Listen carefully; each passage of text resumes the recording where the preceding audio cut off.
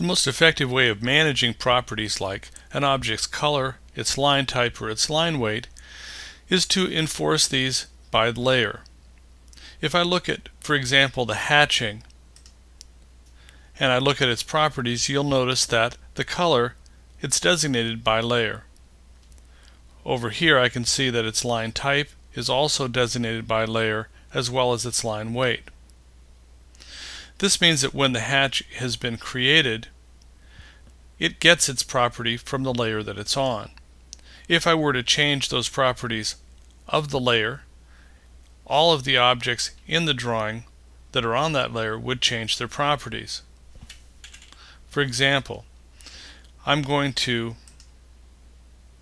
open my Layer Property Manager, and here is my hatch layer. I'm going to go in and change its property from red to blue. I'll say OK and close.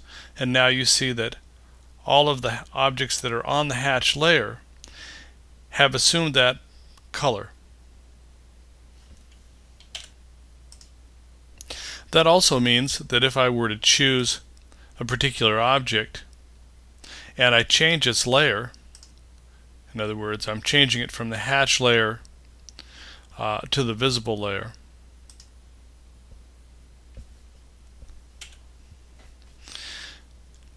then that particular object, as it changed layers, will assume the properties of its new layer.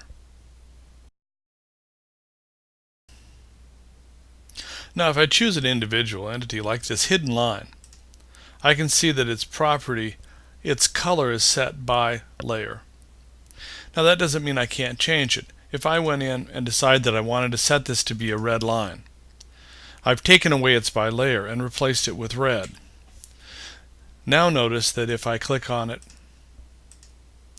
and I change its layer to visible, for example, which should be a black continuous line, it becomes a continuous line, but it stays red. That's because I've changed from by layer, and this individual entity now has a color of red that will stay red. That's why when certain properties are being enforced by layer, it's a good idea not to change them to individual properties. If you do, you lose their association with the layer and your ability to manage them as a group. Now, if I look up here on the Properties panel, I can see these properties that are most often assigned by layer: color, line weight, line type, and print. If I look at the flyout menu, you can see that by default, when I started drawing, these are all set to by layer.